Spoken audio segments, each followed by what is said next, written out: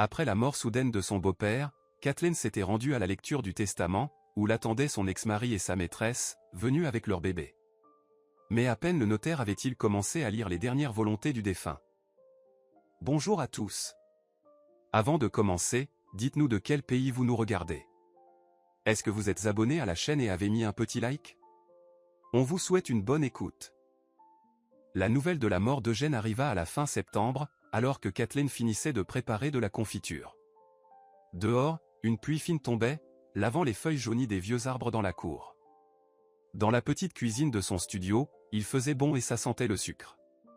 Kathleen venait tout juste de fermer le dernier pot quand le téléphone sonna si brusquement qu'elle sursauta, faisant tomber le bocal. Elle tâtonna pour attraper le téléphone avec les mains encore humides. Un numéro inconnu s'affichait à l'écran. « Kathleen », dit une voix d'homme, sèche et formelle. « Ici maître Kenneth Burke, notaire. Je dois malheureusement vous annoncer une triste nouvelle. Eugène Burton est décédé hier. » Le pot de confiture glissa de ses mains et se fracassa au sol. Les éclats volèrent dans toute la cuisine.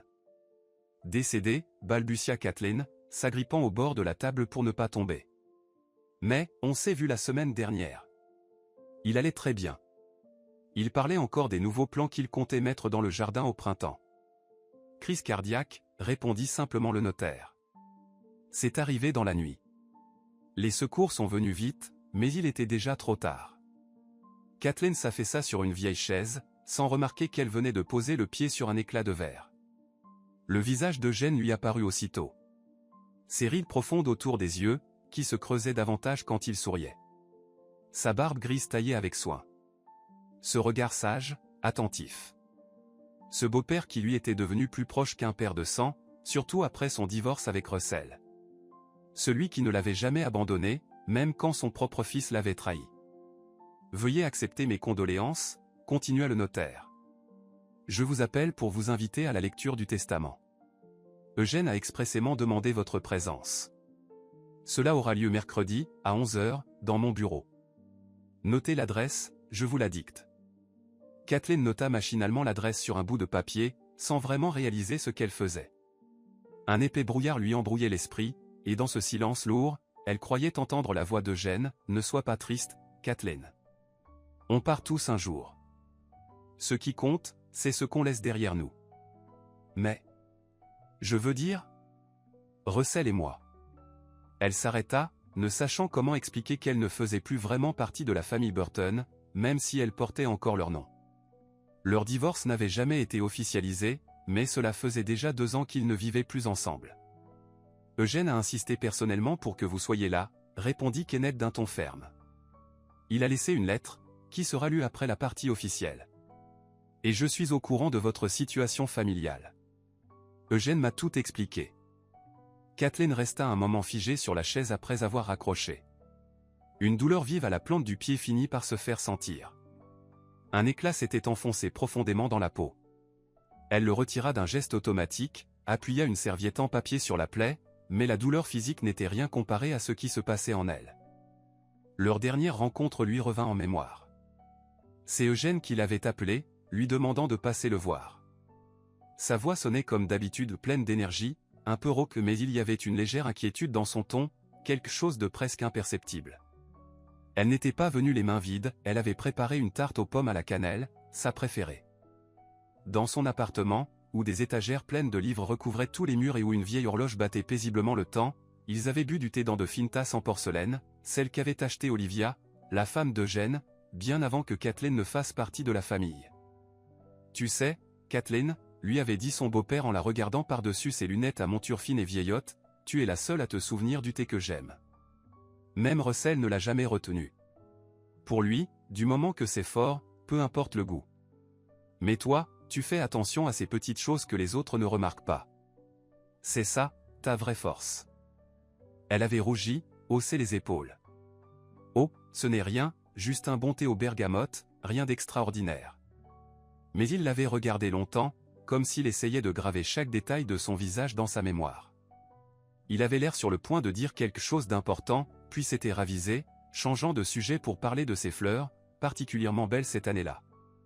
Maintenant, Kathleen s'en voulait de ne pas avoir insisté, de ne pas avoir cherché à savoir ce qu'il avait sur le cœur. Avait-il senti sa fin approcher? Il avait beau avoir 73 ans, Eugène était toujours alerte, lucide, avec ce caractère bien trempé. Un vrai homme cultivé, à l'ancienne. Mais son cœur, il avait toujours été fragile. Il portait un pacemaker depuis 10 ans déjà, et il plaisantait souvent. Je suis un cyborg, maintenant. Incassable. Mais la technologie l'avait trahi. Les jours suivants passèrent comme dans un brouillard. Kathleen continuait à aller à la bibliothèque, où elle travaillait depuis 15 ans. Elle répondait aux questions des lecteurs, prêtait des livres, accomplissait ses tâches machinalement. Personne au travail ne remarqua de changement. Elle n'avait jamais été très bavarde de toute façon. Seule Linda, la responsable, une ancienne camarade de fac, osa lui dire « Tu as l'air pâle, Kathleen. T'es sûre que tu n'es pas malade ?»« Non, j'ai juste mal dormi, » répondit-elle en mentant. Kathleen n'était pas allée aux funérailles. Elle ne voulait pas croiser Russell ni sa nouvelle compagne. Cela faisait déjà 2 ans qu'elle était tombée, par hasard, sur une conversation entre son mari et une certaine Shirley. Ce soir-là, Russell était parti prendre sa douche, laissant son téléphone sur la table basse. Un message était arrivé, l'écran s'était allumé. Par réflexe, Kathleen avait jeté un œil.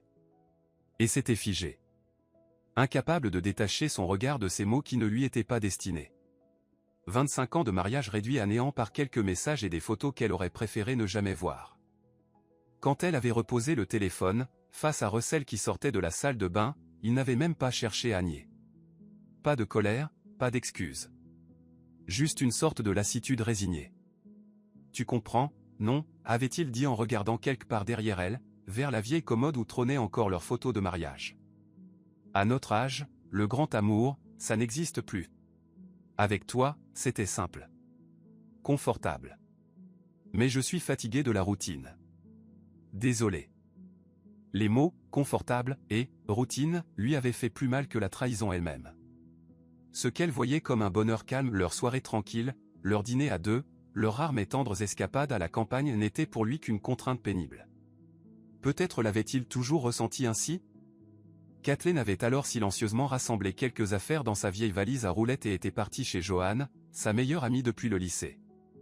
Une semaine plus tard, elle emménageait dans un petit studio en périphérie de la ville. Modeste mais propre, avec vue sur un parc. Son salaire de bibliothécaire lui permettait de vivre, sans plus. Officiellement, elle et Russell n'avaient jamais divorcé. Il repoussait sans cesse la procédure, prétextant le travail, la fatigue. Elle n'insistait pas. Puis, elle avait appris par des connaissances communes que Shirley attendait un enfant. Une assistante de bureau de 29 ans, dans la société où Russell était chef de service. Et le père, bien sûr, c'était lui. La nouvelle l'avait blessé, oui, mais aussi étrangement soulagé. Le divorce n'avait plus vraiment d'importance. À quoi bon les papiers, quand la vie elle-même avait déjà tout décidé? Le seul lien qu'elle avait gardé avec son ancienne vie, c'était Eugène. Un mois après son départ, il l'avait appelé. « Je ne sais pas ce qui s'est passé entre vous », avait-il dit, sans reproche dans la voix, juste une profonde tristesse. « Et je ne veux pas m'en mêler. Mais je veux que tu saches une chose, pour moi, tu restes de la famille. Je t'ai toujours considéré comme une fille, et je ne veux pas te perdre à cause des choix de Russell, quels qu'ils soient. » Kathleen avait failli fondre en larmes en l'écoutant. Pour la première fois depuis la rupture. Elle n'avait pas pleuré en découvrant des affaires de femmes dans leur appartement. Ni en faisant sa valise. Ni même quand Joanne, en voulant la consoler, lançait que tous les hommes étaient des salauds. Mais les paroles chaleureuses de son beau-père avaient fissuré la muraille qu'elle avait érigée autour de ses émotions. Il s'était mis à se voir tous les 15 jours, dans un petit café près de chez lui où les crêpes étaient excellentes, ou dans son jardin, quand les beaux jours revenaient. Eugène était un passionné de jardinage. Jamais il ne parlait de Russell. Eugène racontait son travail et il continuait à donner un cours à mi-temps à l'université technique, un module sur la résistance des matériaux. Il parlait aussi de ses lectures, de ses voyages de jeunesse, il avait parcouru le pays entier lors de diverses expéditions. Parfois, il évoquait sa défunte femme, Olivia. « Mon phare dans les tempêtes de la vie », disait-il. Et Kathleen lui apportait des pâtisseries faites maison, selon les vieilles recettes de sa grand-mère, l'aidait un peu dans la maison, et se sentait utile. Pendant ces quelques heures, elle avait l'impression de redevenir elle-même. Pas juste l'ex-femme abandonnée pour une plus jeune. Une personne à part entière, appréciée pour sa gentillesse et sa chaleur. Et maintenant, il n'était plus là. Une autre perte à encaisser. Et bientôt, une autre épreuve, croiser son ex-mari et sa nouvelle famille. Kathleen savait qu'il serait à la lecture du testament. Russell avait toujours compté sur l'héritage, l'appartement en centre-ville, la maison de campagne. Il en parlait souvent, faisait des plans. Le vieux tient encore debout, mais tôt ou tard, tout ça sera à nous, disait-il. Et Kathleen coupait court à chaque fois. Désormais, cet appartement et cette maison reviendraient sûrement à Russell et Shirley. Et peut-être que Russell se déciderait enfin à demander le divorce, pour pouvoir se remarier officiellement. Le mercredi matin était glacial. De lourds nuages gris s'amassaient au-dessus de la ville, menaçant de déverser la pluie d'un instant à l'autre. Kathleen avait mal dormi. Toute la nuit, elle avait rêvé d'Eugène. Il lui parlait, mais elle ne comprenait pas ce qu'il disait. Elle s'était réveillée avec un mal de tête et une boule dans la poitrine.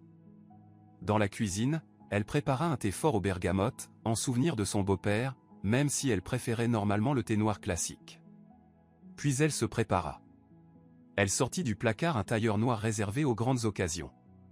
Sobre, avec une jupe juste en dessous du genou et une veste cintrée. Elle l'avait acheté 3 ans plus tôt pour une soirée spéciale à la bibliothèque, pour son anniversaire. À l'époque, Russell avait dit « Pourquoi dépenser autant pour un truc pareil? Tu ne le mettras jamais. » Mais elle avait insisté. Et elle n'avait pas regretté. Aujourd'hui, le tailleur lui allait un peu plus serré. 2 ans de solitude, d'alimentation irrégulière, et trop de douceurs avalées pour calmer la peine. Elle avait pris un peu de poids. Pourtant, elle avait toujours fière allure de dents sobre et digne. Ses mèches grises, qu'elle avait autrefois honteusement dissimulées sous des teintures, encadraient maintenant son visage d'un halo argenté. « Tes cheveux blancs sont nobles, lui disait Eugène. C'est une couronne de sagesse. Ne les cache pas. » Avant de sortir, Kathleen resta longtemps devant le miroir. Une femme aux yeux fatigués, mais au dos droit et au menton levé, lui rendait son regard. « Tu vas y arriver, dit-elle à son reflet. Tu es plus forte que tu ne le crois. » Elle prit un taxi pour se rendre au bureau du notaire. Elle ne voulait pas risquer d'arriver en retard à cause d'un bus. Le trajet lui coûta presque tout son budget de la journée, mais ce jour-là, elle s'en fichait. Le chauffeur, un homme silencieux avec une grosse moustache, sembla sentir son humeur et ne posa aucune question. Il alluma simplement la radio, qui passait de vieilles chansons classiques en sourdine. En descendant devant un immeuble ancien de 4 étages, là où se trouvait l'étude notariale, Kathleen les vit aussitôt. Russell, visiblement épaissi depuis 2 ans, portait un manteau ouvert et un foulard noué à la va-vite. À ses côtés, une jeune femme tenait un bébé dans les bras. Il s'abritait sous le auvent de l'entrée, attendant que la pluie fine cesse. Kathleen mit quelques secondes à reconnaître Shirley. Elle avait beaucoup changé depuis l'accouchement. Son visage était plus rond, cerné de fatigue, ses cheveux tirés en queue de cheval, sans soin. Plus rien à voir avec la jeune femme éclatante au maquillage flashy qu'elle avait vue autrefois sur les photos dans le téléphone de son mari. Seul son regard, toujours aussi sûr de lui, n'avait pas changé.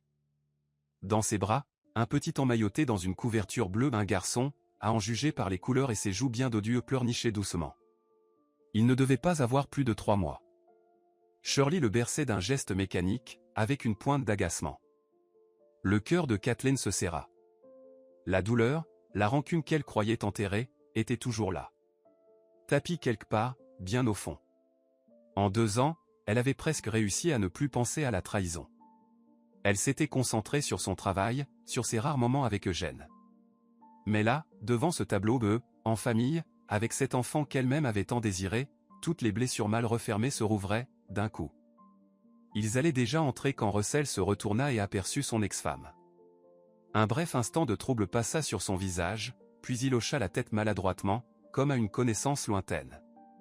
Shirley suivit son regard, plissa les yeux, serra le bébé contre elle et murmura quelque chose à l'oreille de Russell. Kathleen sentit ses jambes se figer. Elle eut envie de faire demi-tour. Pourquoi était-elle venue? Pourquoi se confronter à eux, raviver de vieilles blessures? Pourquoi écouter ce partage de biens, voir l'appartement chaleureux d'Eugène avec ses meubles anciens et sa maison pleine d'arbres chéris être transmis à son fils et à sa nouvelle famille. Mais il y avait eu quelque chose, dans la voix du notaire, quand il avait évoqué le dernier souhait d'Eugène. Quelque chose qui l'avait poussé à inspirer profondément et à se diriger vers l'entrée. Les gouttes de pluie lui glissaient sur le visage, se mêlant à des larmes inattendues qu'elle essuyait d'un revers de main. « Je fais ça pour toi, Eugène », pensa-t-elle en gravissant les marches. « C'est mon dernier cadeau à l'homme qui ne m'a jamais trahi. » Le bureau du notaire sentait la cire et le papier ancien. Cette odeur lui rappela la bibliothèque où elle travaillait, les mêmes étagères remplies de dossiers, les mêmes rideaux épais qui étouffaient les bruits de la rue. Mais ici, pas de lecteurs paisibles, seulement des visages tendus, venus pour des histoires d'héritage, de donation, de dernière volonté. La secrétaire, une jeune femme en tailleur strict, vérifia ses papiers et lui demanda de patienter dans la salle d'attente. Kathleen alla s'installer dans un coin, le plus éloigné possible, et sortit de son sac un vieux recueil de poèmes, un cadeau d'Eugène. Elle n'arrivait pas à lire. Les lettres dansaient devant ses yeux. En face d'elle, Russell et Shirley s'étaient assis. Shirley murmurait au bébé tout en ajustant un coin de la couverture en dentelle. Russell tapotait nerveusement la coudoir de sa chaise, jetant des coups d'œil répétés à sa montre. Il faisait toujours ça quand il était stressé. Kathleen s'en souvenait bien. 25 ans de vie commune. Ils savaient tout l'un de l'autre. Du moins, elle le croyait. Des voix étouffées filtraient depuis le bureau du notaire, dont la porte était entr'ouverte. Un dossier semblait toucher à sa fin. Finalement, la porte s'ouvrit et un couple âgé en sortit. La femme essuyait ses larmes avec un mouchoir, son mari la soutenait doucement par le bras, murmurant des mots rassurants. « Les Burton, s'il vous plaît », appela alors une voix, celle de Kenneth Burke, que Kathleen reconnut immédiatement. Russell se leva d'un bond, tendit galamment la main à Shirley pour l'aider à se lever avec le bébé. Kathleen se leva en dernier, lentement, comme si chaque pas lui demandait un effort. Le bureau du notaire était vaste, avec un haut plafond et un grand bureau en chêne ancien, derrière lequel Kenneth était installé. Un homme mince, d'une 50aine d'années, au regard vif et aux yeux bruns, avec une barbe courte et soignée. Il leur fit signe de s'asseoir, puis entra directement dans le vif du sujet. « Permettez-moi d'abord de vous présenter mes condoléances pour la disparition d'Eugène Burton. Si nous sommes réunis aujourd'hui, c'est pour entendre sa dernière volonté, exprimée dans un testament rédigé et enregistré chez moi, il y a un mois. Un mois plus tôt. Juste après leur dernière rencontre. » Kathleen sentit une boule lui monter à la gorge. Alors il avait pressenti sa fin.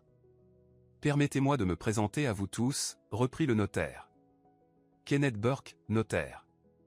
Et maintenant, je vous prie de vous présenter. » « Russell Burton, » déclara Russell avec assurance.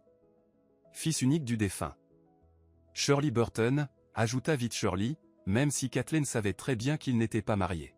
« Épouse de Russell. » Le notaire la regarda attentivement, haussant à peine un sourcil, mais ne fit aucun commentaire. Il se contenta de noter quelque chose sur ses papiers. « Et vous » demanda-t-il en se tournant vers Kathleen. « Kathleen Burton » répondit-elle doucement. « Épouse de Russell. » Shirley tressaillit, et Russell vira au rouge. « Ex-épouse » corrigea-t-il sèchement. « Nous ne vivons plus ensemble depuis 2 ans. » Néanmoins, le mariage n'a pas été légalement dissous, fit remarquer le notaire d'un ton neutre, notant à nouveau quelque chose. Pardonnez la question un peu directe, mais je dois le confirmer. Cet enfant, il fit un geste vers le bébé, est-il le fils ou la fille de Russell? Un fils, bien sûr, s'offusqua Shirley. C'est son fils, George. Il a 3 mois. La naissance est-elle enregistrée? Y a-t-il un acte officiel précisant la filiation? Oui, bien sûr. Shirley fouilla dans son sac. Le voilà. Le notaire examina attentivement le document, prit encore une note, puis le lui rendit. Je vous remercie. Passons maintenant à la lecture du testament. Il sortit quelques feuillets d'une chemise, mit ses lunettes et commença à lire d'un ton solennel. Moi, Eugène Burton, saint de corps et d'esprit, rédige ce testament de mon plein gré. Tous les biens m'appartenant, à savoir, l'appartement, la maison de campagne, les avoirs bancaires, les actions, ainsi que tout bien mobilier et immobilier que je posséderai au moment de mon décès. Kathleen écoutait d'une oreille distraite, observant les détails du bureau. Un portrait d'homme âgé, avec des médailles sur la poitrine, était accroché au mur, probablement le père ou le grand-père du notaire. Dans une vitrine, on distinguait d'imposants volumes de textes juridiques. Et sur le rebord de la fenêtre, une violette en fleurs. Exactement comme celle que Jeanne lui avait offerte, autrefois, pour décorer son nouvel appartement. Le regard de Shirley était rivé aux lèvres du notaire. Elle tapotait nerveusement du pied, peinant visiblement à ne pas l'interrompre. Russell, lui, arborait un sourire satisfait. Il ne doutait pas une seconde de son droit à l'héritage. Je lègue à Kathleen Burton, épouse de mon fils. La voix du notaire perça soudain le brouillard dans la tête de Kathleen. Quoi? Avait-elle bien entendu? À elle? Kenneth leva les yeux par-dessus ses lunettes, fit une pause, puis répéta. Je lègue à Kathleen Burton, épouse de mon fils. Un silence de mort tomba dans la pièce. Même le bébé, qui geignait doucement jusque-là, s'était tu, comme s'il écoutait lui aussi. C'est une erreur, explosa Russell en se levant d'un bond. Jamais mon père n'aurait écrit ça. Il a toujours dit que l'appartement et la maison me reviendraient. Je vous prie de vous calmer et de vous rasseoir, répondit fermement le notaire. Je n'ai pas terminé la lecture. Il y a des conditions supplémentaires. Russell se laissa tomber sur sa chaise, le visage tacheté de rouge. Shirley, figée, serrait le bébé contre elle si fort qu'il recommença à pleurnicher. Si Kathleen accepte cet héritage, elle est priée de prendre soin de ma collection de livres d'art et d'histoire. Elle peut la conserver ou en faire don à la bibliothèque municipale. Si, pour une quelconque raison, elle refuse cet héritage, tous les biens mentionnés seront transférés à un fonds de soutien aux enfants atteints de cancer, conclut le notaire. Quoi? Hurla Russell en se levant à nouveau. Il m'a déshérité? Totalement? Ce n'est pas possible. Quelqu'un a falsifié ce testament. Le testament a été rédigé selon toutes les règles, répondit calmement Kenneth. Eugène était parfaitement lucide, ce que confirme un certificat médical joint au dossier, qu'il avait prévu pour prévenir toute contestation. Sa signature a été authentifiée, et des témoins étaient présents. Vous avez, bien sûr, le droit de contester en justice, mais je vous préviens, les chances de succès sont faibles. Shirley se mit soudain à pleurer, bruyamment, en sanglots déchirants. Qu'est-ce qu'on va faire maintenant, sanglotait-elle. Où on va vivre avec le bébé? On va se retrouver à la rue. Kathleen restait figée. Elle n'arrivait pas à croire ce qu'elle venait d'entendre. Eugène lui avait tout légué. Pourquoi? L'avait-il vraiment considérée comme une fille, comme il le disait souvent? Je voudrais ajouter, poursuivit le notaire après que Shirley se fut un peu calmée, qu'en plus du testament officiel, Eugène a laissé une lettre personnelle. Il souhaitait qu'elle soit lue à tous. Ce n'est pas un document légal, mais c'était son dernier vœu. Il sortit une feuille pliée en 4 d'une enveloppe et commença à lire. Ma chère Kathleen, si tu entends ces mots, c'est que je ne suis plus de ce monde. Pardonne ce tournant inattendu concernant l'héritage, mais j'ai mûrement réfléchi à cette décision. Tu n'étais pas seulement ma belle-fille. Tu es devenue la fille que je n'ai jamais eue. Pendant toutes ces années, j'ai vu ta gentillesse, ton attention sincère, ta tendresse envers moi, malgré mes petites manies de vieux. Les larmes coulaient sur les joues de Kathleen. Elle ne les essuya pas. Qu'il voie à quel point elle aimait cet homme, à quel point elle lui était reconnaissante. Quand tu as quitté Russell, j'ai été anéanti. Pas pour mon fils, mais pour toi. Je savais que ça arriverait tôt ou tard. Russell m'a toujours beaucoup ressemblé quand j'étais jeune, égoïste, centré sur lui-même. Moi, j'ai changé en rencontrant sa mère. Mais Russell, lui, n'a jamais vraiment grandi. Je savais pour cette fille, je savais pour l'enfant à naître. Et j'ai vu ta douleur, même si tu ne t'es jamais plainte. Russell restait tête baissée, les épaules affaissées sous un poids invisible. Je te lègue tout ce que j'ai non pas pour punir mon fils, mais parce que je sais que tu feras bon usage de ses biens. Que tu sauras les gérer avec sagesse et dignité. Je veux que tu aies une chance de recommencer, d'effacer le passé. Peut-être que tu décideras de vendre l'appartement et la maison, de partir ailleurs. C'est ton droit. Je te demande seulement une chose, garde mes livres. Ils ont été mes fidèles compagnons toute ma vie. Shirley ne pleurait plus. Son visage était tordu par la colère. Quant à toi, mon fils, reprit le notaire en fixant Russell d'un regard appuyé, j'espère que cette décision te poussera à réfléchir. Toute ta vie, tu as tout reçu trop facilement. Peut-être qu'en devant te battre par toi-même, tu apprendras à apprécier ce qui compte vraiment, pas seulement l'argent, mais aussi les gens autour de toi. En perdant Kathleen, tu as perdu la chose la plus précieuse que tu avais. Elle était ton ange gardien. Et tu ne l'as jamais compris. Je crains qu'il ne soit trop tard, maintenant, pour réparer tout ça. Assez, cria soudain Russell en se levant d'un bond. C'est une farce. Mon père n'a jamais pu écrire ça. Vous êtes de mèche avec elle, pas vrai, lança-t-il en pointant Kathleen du doigt. Combien elle vous a payé pour ce faux testament? Russell, répondit le notaire d'un ton glacial, je comprends que ce soit difficile. Mais je vous prie de vous contenir. Tous les documents sont authentiques, et je vous déconseille fortement de proférer des accusations sans fondement. Comment t'as pu faire ça? Russell se tourna vers Kathleen, les yeux rouges de rage. T'avais pas assez de toutes ces années avec moi, fallait aussi me voler l'héritage de mon père? T'as su t'y prendre, hein, tu l'as manipulé jusqu'au bout. Shirley lui attrapa la manche, lançant un regard inquiet vers le notaire. Calme-toi, Russell, ça suffit. On va juste porter plainte, d'accord? On dira qu'il n'était plus lucide quand il a écrit ça. On a un bébé, on ne peut pas rester sans toi. Kathleen essuya ses larmes et releva la tête. Pour la première fois en 2 ans, elle regarda son ex-mari droit dans les yeux. Sans colère, sans rancune. Juste avec un sentiment nouveau, proche de la pitié. Je n'ai jamais monté ton père contre toi, Russell, dit-elle doucement.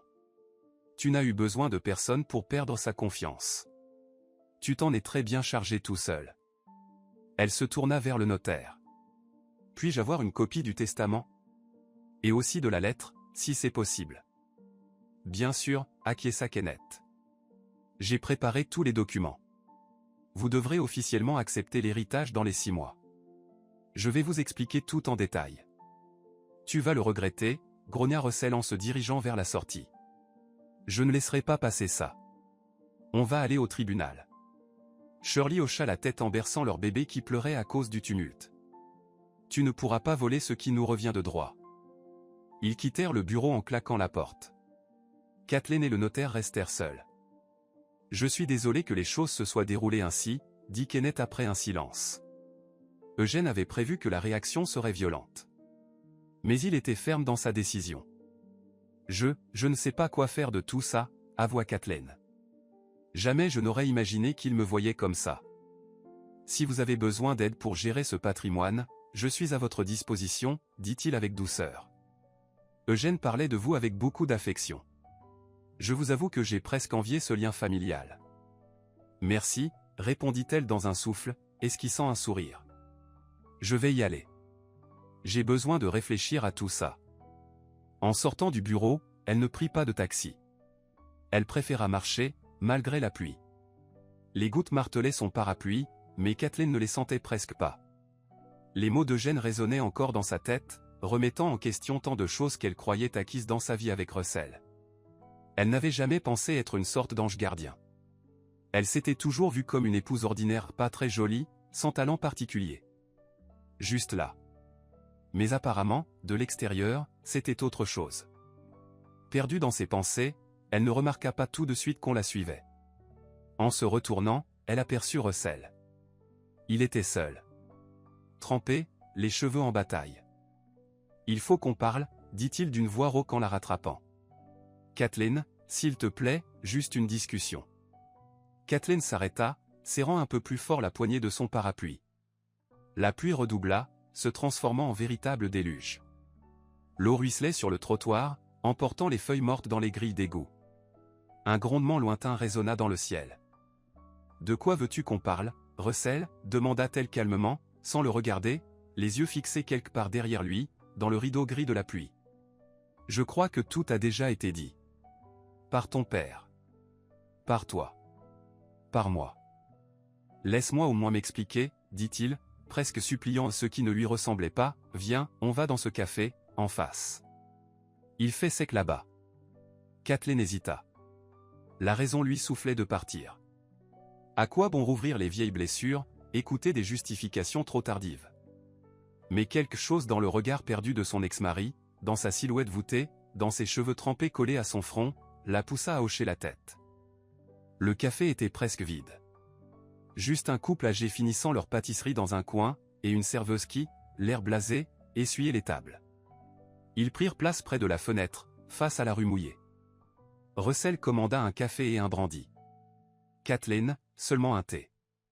Tu n'as jamais aimé l'alcool, dit Russell avec un sourire tordu. Moi, par contre, j'ai bien plongé dedans. Il avala son verre d'un trait, grimaça, puis fixa la vitre. Tu sais, quand mon père est tombé malade l'an dernier, je me suis dit, voilà, ça y est. C'est le début de la fin. J'ai commencé à imaginer l'après. À rêver de ce que je ferais avec son héritage. Ça sonne horrible, je sais, mais c'est la vérité. J'étais sûr qu'on allait vivre confortablement avec Shirley. Tu n'as jamais su cacher ce que tu pensais, répondit Kathleen. Même à ton père. Il te voyait clair comme de l'eau. Ouais, visiblement, oui. Russell eut un rire amer. Quand il s'est remis après sa crise, j'étais presque déçu. Bien sûr, j'étais content qu'il aille mieux, mais en même temps, j'avais déjà tout prévu. Louer son appartement, partir en vacances avec l'argent. Mon Dieu, quel genre de personne je suis. Il enfouit son visage dans ses mains. Kathleen resta silencieuse. Que pouvait-elle dire? Que ce n'était pas grave. Qu'elle comprenait? Mais elle ne comprenait pas. Eugène avait été pour elle comme un père. Et jamais, même une seconde, elle n'avait pensé à tirer profit de sa mort. Et puis Shirley est arrivée, reprit Russell en se redressant un peu. Jeune, drôle, sans filtre. Elle me regardait comme si j'étais quelqu'un d'exceptionnel.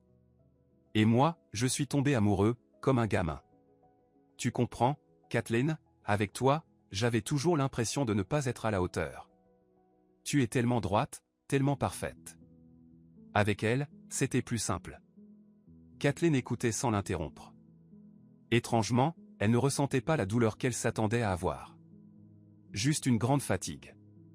Et un vide. Quand elle est tombée enceinte, j'ai paniqué, avoua-t-il. Je voulais qu'elle avorte. Mais elle a refusé. C'était soit le mariage, soit les pensions. Et j'ai cédé. Je me suis dit, je divorce de Kathleen, j'épouse Shirley, mon père meurt, et on vit peinard avec l'héritage. Et l'amour, alors, demanda doucement Kathleen, sans pouvoir s'en empêcher. Tu disais que tu étais amoureux. Quel amour, ricana Russell. Oui, il y a eu de la passion. Mais ça n'a pas duré. Surtout quand elle a commencé à faire des caprices, à tout commander, à exiger toujours plus. Après la naissance, elle est devenue invivable. Elle voulait une nounou, une nouvelle fourrure, des vacances sur une île. Et moi, j'ai pas un salaire extensible. Et mon père ne me donnait rien. Pour lui, c'était à moi d'assumer ma nouvelle famille. La serveuse apporta le thé et une deuxième dose de brandy que Russell avait commandé d'un geste. Kathleen entoura la tasse chaude de ses mains, cherchant un peu de chaleur pour ses doigts engourdis. Tu sais, quand tu es parti, au début j'étais presque soulagé, reprit Russell en vidant d'un trait son verre. Je me suis dit, enfin libre. Plus personne pour me reprocher les chaussettes traînant partout ou la vaisselle sale. Mais après, la maison est devenue vide, tellement silencieuse. Avant, ta musique classique m'agaçait, et puis un jour, j'ai réalisé que ça me manquait. Mais tu ne m'as jamais appelé, remarqua Kathleen. Tu n'as jamais essayé de me récupérer. C'est l'orgueil, haussa-t-il les épaules. Et qu'est-ce que j'aurais pu dire? Désolé, chérie, j'ai fait une connerie? Tu ne m'aurais jamais pardonné, et moi, je me serais senti encore plus minable. Et puis tout s'est enchaîné avec Shirley, avec le bébé. Je pensais, nouvelle vie, nouveau bonheur. Et tu es heureux? Demanda Kathleen en levant les yeux vers lui. Russell détourna le regard. Heureux? Non. Shirley n'est pas celle qu'elle faisait semblant d'être. Elle a vu en moi un portefeuille ambulant. Et quand elle a compris qu'il n'y aurait pas d'argent facile, que mon père ne paierait pas pour mes erreurs. Tu l'as vu aujourd'hui, tu sais bien comment elle est. Dehors, la pluie avait enfin cessé. Quelques passants pressés évitaient les flaques en courant. Le café était chaud, tranquille, ça sentait la pâte encore tiède. Russell regardait Kathleen avec un mélange d'espoir et de fatigue. « Qu'est-ce que tu attends de moi, Russell ?» demanda-t-elle franchement.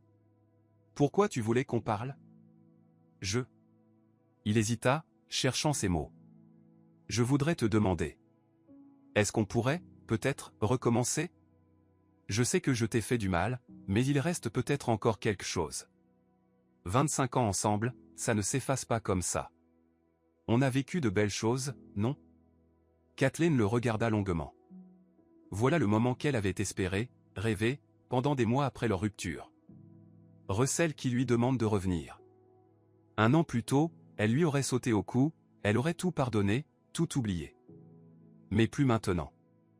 Et Shirley, demanda-t-elle. Et le bébé? Shirley, c'est fini, balaya Théil d'un geste. Après ce qui s'est passé aujourd'hui, elle va me virer, c'est évident. Elle a sûrement déjà trouvé un autre pigeon. Et ton fils? Je paierai une pension, bien sûr. Je le verrai de temps en temps. Mais vivre avec elle, c'est non. Je ne peux plus. Donc tu vas abandonner ton fils? Kathleen secoua la tête. Cet enfant n'a rien demandé, Russell. Ce n'est pas lui le responsable.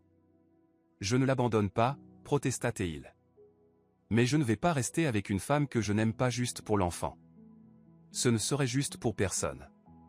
Ni pour elle, ni pour moi. Et tu as été juste avec moi, demanda Kathleen d'une voix basse. Quand tu me trompais? Quand tu mentais?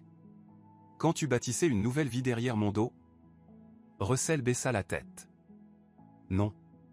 J'ai été un salaud. Et je sais que je ne mérite peut-être pas ton pardon. Mais Kathleen, après 25 ans, tu ne penses pas que je mérite au moins une chance? Juste une petite chance de réparer. Kathleen le regardait. Ses cheveux grisonnants aux tempes, ses rides nouvelles, ses mains marquées par le temps. Le même homme, et pourtant plus le même. Autrefois aimé, puis trahi, et maintenant?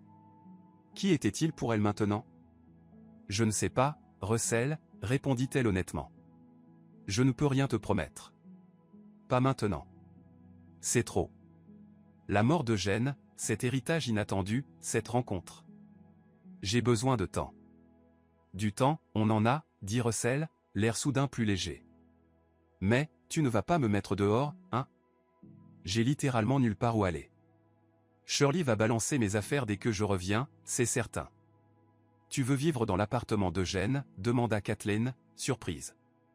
Dans l'appartement de ton père que tu as pratiquement trahi, en espérant sa mort? Russell rougit. Idée stupide, hein, dit-il avec un sourire en coin. Tu sais, moi-même je ne comprends plus très bien ce que je fais. J'ai juste l'impression d'être coincé. Plus d'argent, plus de toi, plus de famille. Tout s'est écroulé en une journée. Tu as encore ton travail, lui rappela Kathleen. Tu as toujours bien gagné ta vie. Trouve-toi un appart, recommence à zéro. Peut-être que ça te ferait du bien. Ressentir ce que c'est que d'avancer sans personne pour te soutenir, sans épaule sur laquelle t'appuyer. Tu es en colère, dit Russell. Et tu as le droit de l'être. Je comprendrai que tu refuses de m'aider. Mais pense à nous. À tout ce qu'on a eu de beau. À ce qu'on aurait pu avoir. Il régla l'addition et se leva, remettant sa veste mouillée. Dehors, la pluie avait repris, mais elle était plus fine maintenant. Je t'appellerai dans quelques jours, dit-il en partant. Tu auras peut-être eu le temps de réfléchir. À l'héritage. À moi.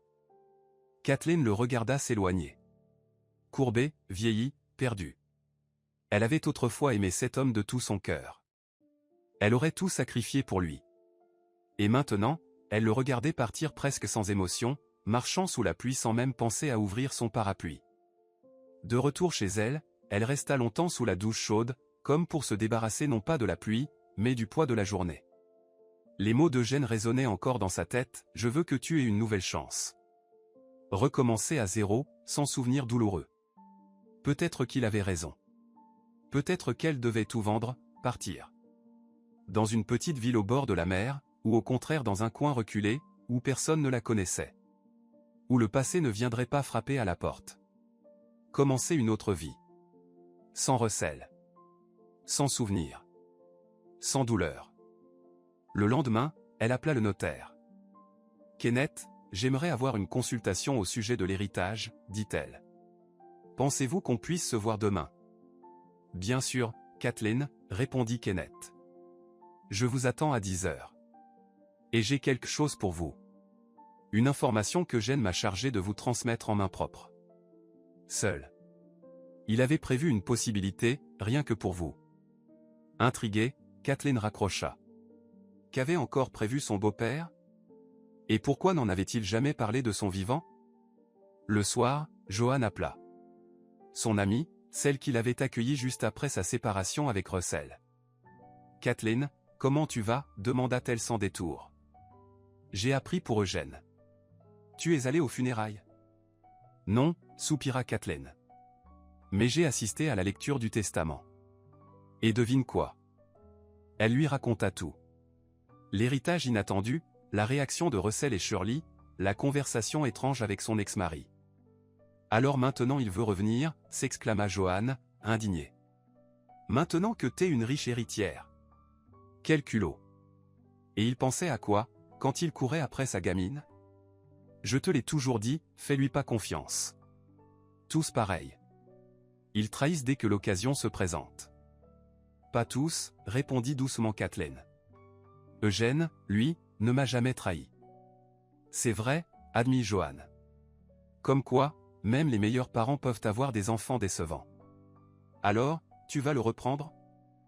Je sais pas, avoua Kathleen. Je ne ressens plus grand-chose pour lui. Ni amour, ni haine. Juste de la fatigue. Mais ça a été 25 ans de ma vie. C'est pas facile d'effacer tout ça d'un coup. Fais attention à toi, la prévint Joanne. Il regrette maintenant, mais s'il obtient ce qu'il veut, il recommencera à courir après les jeunettes. Après avoir raccroché avec son ami, Kathleen mit longtemps à trouver le sommeil. Le visage de Russell lui revenait sans cesse. Celui d'aujourd'hui, perdu, pitoyable, et celui d'avant, avant la trahison. Souriant, familier. Était-elle capable de l'aimer à nouveau un jour? Ou ne serait-ce que de vivre à ses côtés, sans que chaque geste ne lui rappelle ce qu'il avait fait? En pleine nuit, la sonnerie du téléphone la réveilla. Numéro inconnu. Allô, répondit-elle d'une voix endormie. C'est toi, la salope, lança une voix féminine, ivre. Toi, qui as volé l'héritage? Tu crois que tu vas t'en tirer comme ça? Tu vas voir, moi je vais. Kathleen raccrocha immédiatement. Shirley. Sûrement alcoolisée, elle avait décidé de tout lui balancer. Le téléphone sonna à nouveau. Puis encore. Et encore. Kathleen finit par l'éteindre. Le matin, en se préparant pour son rendez-vous chez le notaire, elle découvrit 3 messages vocaux. Tous de Shirley. Tous remplis de menaces et d'insultes. Il faut que je change de numéro, pensa-t-elle en effaçant les messages. Le notaire l'accueillit avec un sourire chaleureux. Bonjour Kathleen. Je suis content que vous soyez venue. J'ai quelque chose d'intéressant à vous remettre. Eugène ne s'est pas contenté de vous léguer un héritage, il a aussi pensé à votre avenir, sur le long terme. Long terme, répéta-t-elle, en s'asseyant en face de lui. Qu'est-ce que vous voulez dire? Kenneth sortit de son tiroir une enveloppe épaisse, cachetée à la cire. Eugène était un homme très prévoyant, expliqua-t-il en posant l'enveloppe sur la table. Il savait que l'héritage, c'est important. Mais il pensait que le plus important, c'est de savoir quoi en faire. Surtout pour quelqu'un qui n'a jamais eu de grosses sommes entre les mains. Kathleen hocha la tête. Rien qu'en pensant à la valeur estimée de ce qu'elle avait reçu, un appartement en centre-ville, une maison à la campagne, une voiture, des actions, elle en avait le vertige. Elle n'avait jamais géré autant d'argent. Eugène vous a laissé, disons, un guide, poursuivit Kenneth en brisant le seau de cire. Il ne voulait pas que ce soit inclus dans le testament officiel, parce qu'il trouvait cela trop directif. Mais il tenait à ce que je vous le remette. Il sortit plusieurs feuilles remplies de cette écriture fine et régulière que Kathleen connaissait bien. C'est une lettre. Vous pouvez la lire vous-même, dit-il en lui tendant les pages. Et ceci, ajouta-t-il en posant un autre document sur la table, ce sont les papiers d'une propriété située à Cassis. Une petite maison à 2 étages, à la sortie de la ville, à 5 minutes à pied de la mer. Avec un terrain juste à côté. À Cassis, s'étonna Kathleen. Mais Eugène n'avait rien là-bas, à ma connaissance. Il a acheté cette maison il y a 2 mois, précisa Kenneth. Spécialement pour vous. Il vous explique tout dans la lettre. Kathleen déplia les feuilles et se mit à lire. L'écriture d'Eugène lui serra le cœur. Il n'était plus là. Il n'y aurait plus jamais de lettres, plus jamais de longues discussions autour d'une tasse de thé, plus jamais de conseils pleins de sagesse. Ma chère Kathleen, écrivait son beau-père, si tu lis ces lignes, c'est que tu es au courant de ma décision de te léguer tous mes biens. Il est possible que Russell tente de reconquérir ta confiance. Je connais bien mon fils. Mais je veux que tu te rappelles une chose, tu mérites mieux. J'ai acheté une maison pour toi à Cassis. Une petite ville au bord de la mer, là où Olivia et moi avons passé notre lune de miel. C'est un endroit calme, chaleureux, avec une atmosphère unique. Les gens y sont gentils, l'air est pur, et les couchers de soleil sur la mer sont à couper le souffle. Au rez-de-chaussée de la maison, tu pourrais réaliser ce dont tu as toujours rêvé. Un petit café. Tu m'avais raconté, un jour, que dans ta jeunesse, tu rêvais d'avoir ta propre pâtisserie. Tu en as maintenant la possibilité. Tout l'équipement est déjà sur place. J'ai essayé de penser à chaque détail. Ne crois pas que je cherche à t'imposer ma vision de ton avenir. Tu es libre de faire ce que tu veux. Vendre, acheter un appartement en ville, investir dans une autre activité, ou simplement placer l'argent et vivre tranquillement. Mais je voulais t'offrir une vraie chance de recommencer. Loin du passé. Loin de Russell.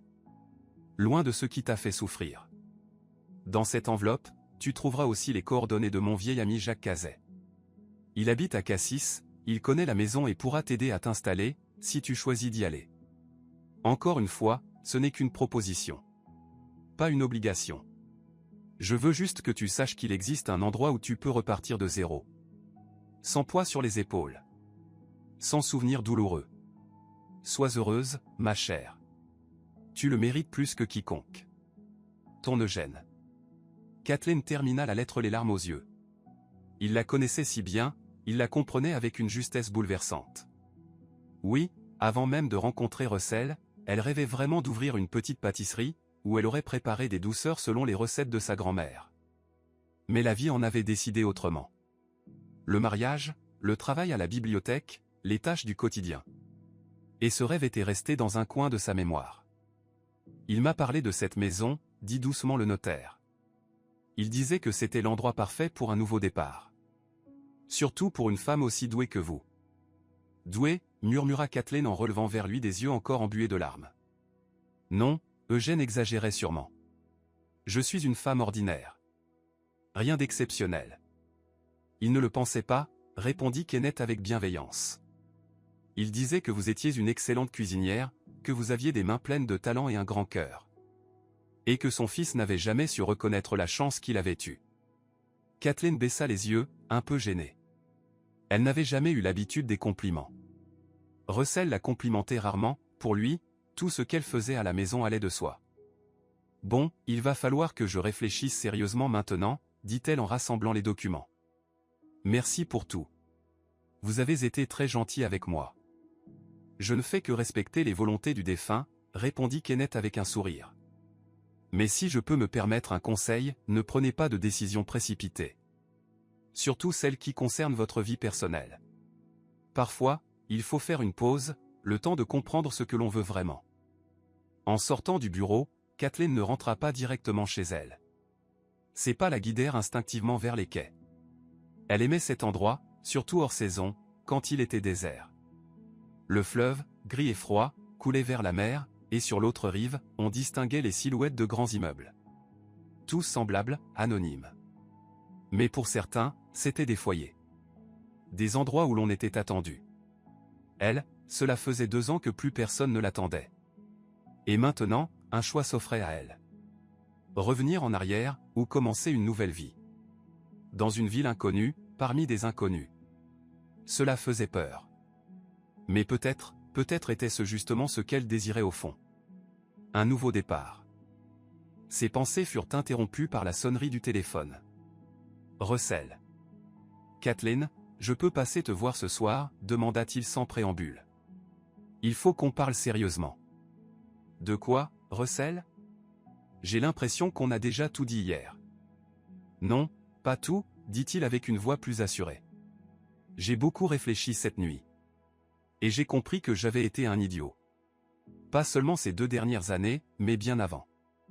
Je n'ai jamais su apprécier ce que j'avais. Ni qui j'avais à mes côtés. Je t'en prie, laisse-moi une chance de réparer. Je peux venir ce soir? Kathleen hésita. Une part d'elle, celle qui se souvenait des bons moments de leur mariage, voulait dire oui. Mais une autre part, plus forte depuis ces 2 années de solitude, résistait. D'accord, dit-elle enfin.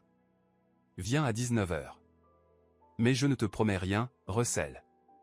Tu comprends?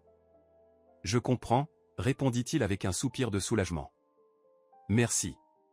Je serai là. Le soir venu, en mettant la table, Kathleen se sentait étrangement calme. Elle sortit le service en porcelaine, un cadeau de mariage des parents de Russell qu'elle n'utilisait que pour les grandes occasions. Elle prépara du thé, coupa une tarte achetée sur le chemin. Rien de spécial. Juste un dîner pour parler. Pas un rendez-vous. Pas une réconciliation. Juste une conversation entre 2 adultes, qui avaient autrefois été proches. Russell arriva pile à l'heure, un bouquet de roses bordeaux à la main. Ses préférés. Il portait une chemise repassée, était rasé de près, coiffé, et portait son eau de toilette habituelle. Celle qu'il mettait au début de leur mariage, quand il voulait lui plaire. « Merci d'avoir accepté de me voir, dit-il en entrant. J'avais peur que tu changes d'avis. » « Je tiens parole, répondit simplement Kathleen en prenant les fleurs. « Entre, le thé est prêt. » Ils s'installèrent à table, comme autrefois. L'un en face de l'autre. Sauf qu'aujourd'hui, il y avait entre 2 années de silence, et une profonde fissure faite de doutes et de trahisons. « Comment s'est passée la rencontre avec le notaire » demanda Russell, prenant la tasse qu'elle lui tendait. « Bien, répondit Kathleen, sans entrer dans les détails. On a réglé les aspects administratifs de l'héritage. » Ah. Tu sais déjà ce que tu vas faire de l'appartement de papa? Et de la maison? Et voilà, pensa Kathleen. Voilà la vraie raison de sa visite. Mais à haute voix, elle répondit calmement. Pas encore. J'ai besoin de temps pour réfléchir. Russell touillait son thé, et le bruit de la cuillère contre la porcelaine résonnait dans le silence. Kathleen, je veux être totalement honnête avec toi, dit-il en posant la cuillère. Oui, au départ, je t'ai appelé à cause de l'héritage. Je suis désolé, mais c'est la vérité. J'étais au bout du rouleau. Shirley m'a mis à la porte, j'ai presque plus d'argent, nulle part où aller. Et je me suis dit, peut-être que tu aurais pitié de moi. Kathleen le regardait en silence, sans l'interrompre. Pour la première fois depuis qu'elle le connaissait, il lui parlait avec une sincérité totale. Mais ensuite, poursuivit Russell, j'ai compris que c'était peut-être une chance. Une vraie. Une chance de réparer mes erreurs. De revenir vers toi, la femme qui est restée à mes côtés pendant 25 ans, sans jamais me trahir. J'ai été un idiot aveugle, Kathleen. Je pensais mériter mieux, avoir raté ma vie. Mais en réalité, c'est moi qui ai détruit ce que j'avais de plus vrai. Ils parlaient, et elle revoyait leur vie ensemble. Les bons moments, les disputes, les joies, les douleurs. Elle se souvenait de l'amour immense qu'elle avait ressenti pour lui, au point d'être prête à tout lui pardonner. Mais aujourd'hui... Russell, dit-elle doucement pour l'interrompre, j'apprécie ta sincérité. Vraiment. Mais je ne suis pas sûr qu'on puisse revenir en arrière. Trop de choses ont changé. Moi, j'ai changé. Je comprends, acquiesça-t-il. Mais peut-être qu'on n'a pas besoin de revenir. Peut-être qu'on peut tout recommencer? Comme si on se rencontrait pour la première fois. Je suis prêt à te courtiser, à te prouver que je mérite une seconde chance. Il tendit la main et effleura ses doigts. Ce contact ne provoqua en elle ni chaleur, ni rejet. Juste, rien. J'ai encore un peu d'économie, poursuivit-il, sans remarquer son absence de réaction. Je pourrais louer un appartement, trouver un boulot près de chez toi. On pourrait recommencer à sortir, aller au cinéma, au théâtre, dans des cafés. Comme avant, tu te souviens? Au début. Kathleen retira doucement sa main et se leva.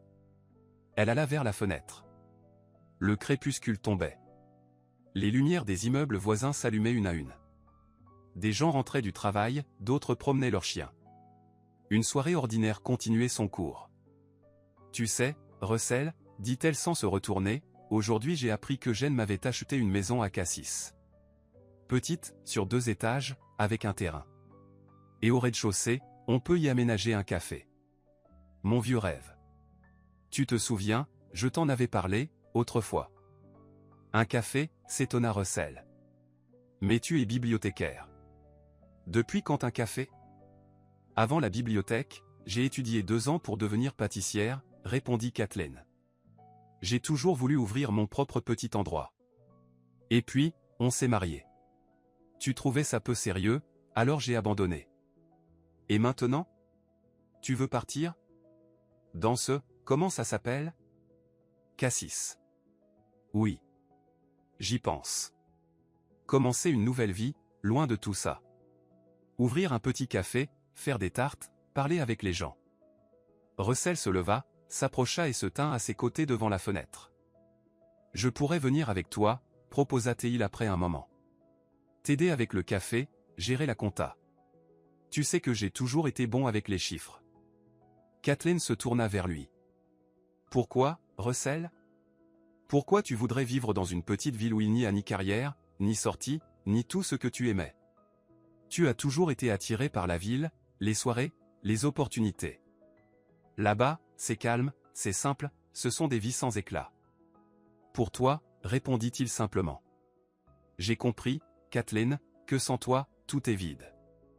L'argent, la carrière, les sorties, ça ne veut plus rien dire si je n'ai pas à mes côtés quelqu'un qui me comprend et qui m'accepte tel que je suis.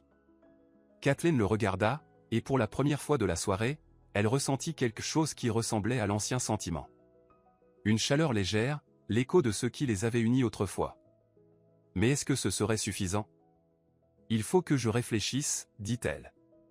C'est une décision importante, pour toi comme pour moi. Je comprends, acquiesça Russell. Tu penses avoir besoin de combien de temps? Je ne sais pas. 1 semaine, peut-être 2. Je veux aller à Cassis, voir la maison, découvrir la ville. Sentir si cette nouvelle vie me correspond. Allons-y ensemble, proposa Teil. Ce week-end. Je peux emprunter la voiture d'un ami. On pourrait. Non, l'interrompit-elle doucement, mais fermement. Je veux y aller seul. C'est ma décision, Russell. Ma vie. Il sembla déçu, mais ne protesta pas. D'accord. Comme tu veux. Mais, tu m'appelleras après? Tu me raconteras. Promis, dit-elle. Lorsqu'il partit, Kathleen resta longtemps assise dans le silence de l'appartement, repassant leur conversation dans sa tête. Russell semblait sincère. Vraiment désolé. Mais derrière cette sincérité, n'y avait-il pas encore une forme d'égoïsme? Son amour ne disparaîtrait-il pas s'il comprenait qu'elle ne comptait pas partager l'héritage? Le lendemain, Kathleen prit un jour de congé à la bibliothèque et se rendit à la gare. Le train pour Cassis partait à midi, le trajet durait environ 5 heures. Elle acheta une place en compartiment, prit un livre et de quoi grignoter pendant le voyage. Dans le train, elle relut la lettre d'Eugène. « Tu mérites mieux », écrivait-il. Peut-être avait-il raison. Peut-être était-il temps d'arrêter de s'accrocher au passé et de s'autoriser enfin à rêver à l'avenir. Cassis l'accueillit avec un soleil éclatant et une brise marine vivifiante inattendue pour un mois d'octobre. La petite ville, calme et charmante, avec ses rues bien tenues qui descendaient vers la mer, plut immédiatement à Kathleen. Elle prit un taxi à la gare, et le chauffeur, un vieil homme à la barbe fournie, bavardait volontiers en chemin. « Ah, vous allez à la maison d'Eugène » s'anima Teil en entendant l'adresse. C'était un homme bien. Il est venu plusieurs fois ici, vérifiait tout, faisait des travaux. Il disait que c'était pour sa fille. « Je ne suis pas vraiment sa fille », répondit Kathleen, un peu gênée. « Sa belle-fille. »« Bah, il vous appelait sa fille », répondit le chauffeur avec un haussement d'épaule. Il disait toujours « Je prépare ça pour ma fille, je veux qu'elle s'y sente bien ». La maison était exactement comme elle l'avait imaginé en lisant la lettre d'Eugène. 2 étages en briques claires, un toit en tuiles, une petite terrasse donnant sur un jardin. Le terrain était bien entretenu.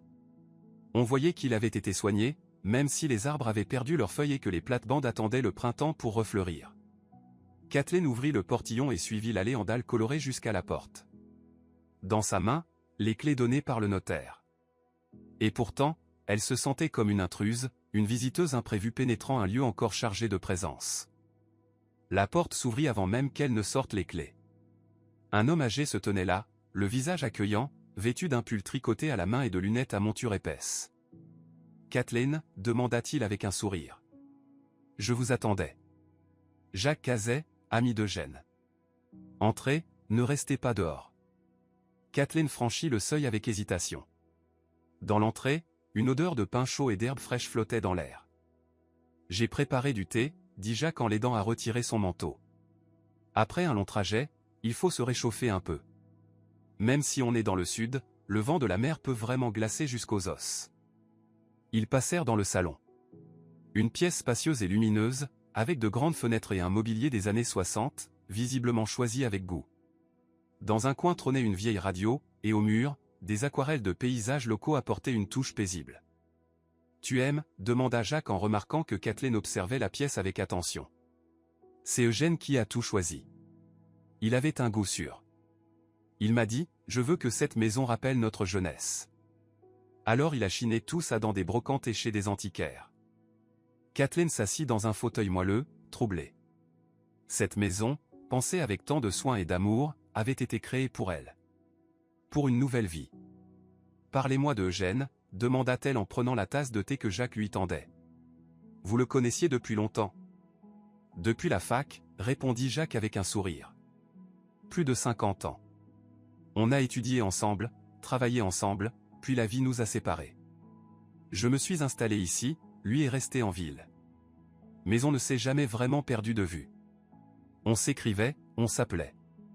Et avec toutes ces nouvelles technologies, on a même commencé à se voir plus souvent, virtuellement du moins. Et il vous parlait de moi. Kathleen avait encore du mal à croire qu'elle avait occupé une place si importante dans la vie de son beau-père. Évidemment, hocha la tête Jacques. Il disait toujours, ma Kathleen ceci, ma Kathleen cela. Il était très fier de toi. Surtout de tes tartes. Il m'a dit un jour, même dans les restos, on mange pas aussi bon. Kathleen esquissa un sourire gêné.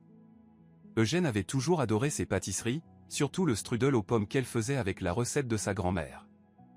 Il déplorait souvent que son fils ne te comprenne pas, poursuivit Jacques. Il me disait franchement, à la vieille école, Russell ne sait pas ce qu'il a entre les mains.